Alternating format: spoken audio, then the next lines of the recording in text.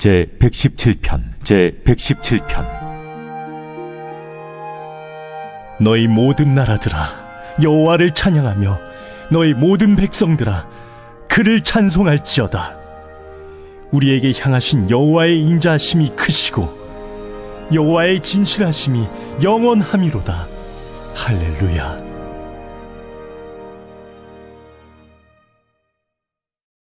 오늘은 시편 117편의 말씀을 가지고 함께 은혜를 나누겠습니다. 오늘 우리가 읽은 시는 성경 전체를 통틀어서 가장 짧은 분량을 가진 시입니다. 그럼에도 그 내용을 살펴보면 본문이 말하는 대상은 열방을 향하고 있고 그들로 여호와를 찬양하는 것을 강하고 담대한 언어로 선포하고 있다는 점에서 결코 작은 말씀이라고 생각할 수 없습니다. 때로는 100마디 말보다 한마디의 말이 마음을 움직이고 삶을 변화시키는 것을 볼 수 있습니다. 대철학자 소크라테스는 너 자신을 알라라는 짧고 단순한 한마디 말을 통해서 가장 위대한 철학적인 물음과 주제를 남겼습니다. 지금도 그 짧은 한마디의 말을 통해서 인간의 지혜가 창조주 앞에서 얼마나 하찮은 것인지를 깨닫게 되고 무엇보다 나의 무지와 어리석음을 깨닫는 것이 하나님을 알아가는 근본이 된다는 것을 깨닫게 됩니다. 예수님께서도 공생의 기간 동안 많은 사람들을 만나시고 또 수많은 사건들을 이루셨지만 늘 예수님의 말씀의 결론은 짧지만 능력이 있었습니다. 산에 올라 말씀하실 때 비판하지 말아라. 내 이웃을 내 몸과 같이 사랑해라 라고 말씀을 하셨습니다.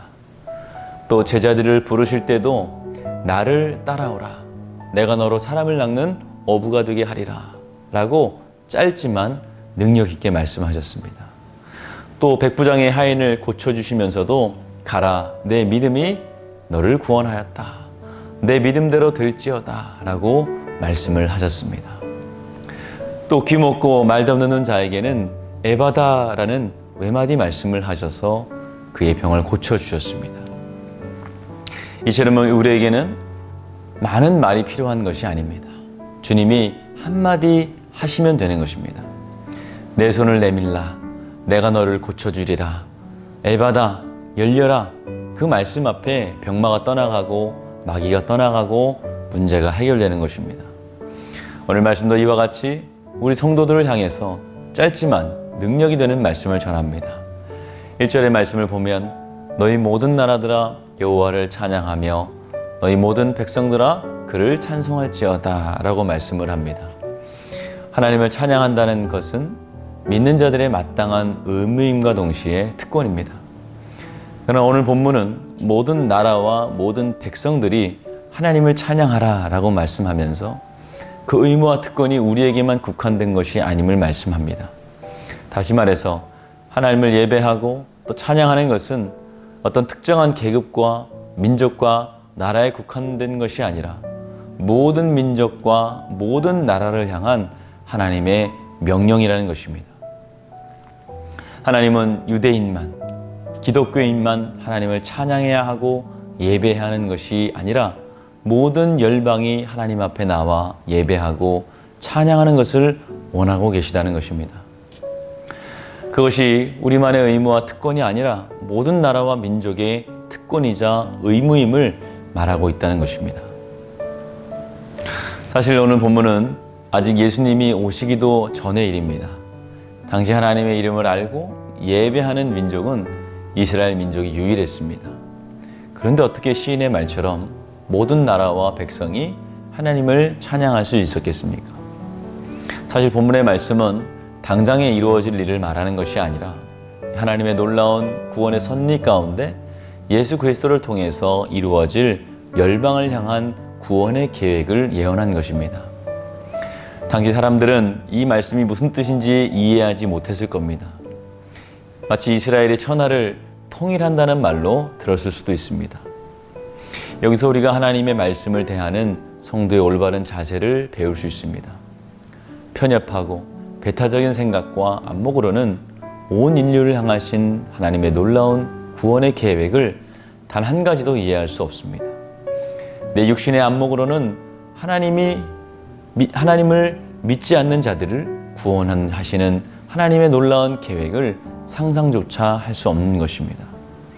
사도 바울은 다메섹 도상에서 예수님의 빛을 만나기 전까지 육신의 안목을 가지고 살았습니다.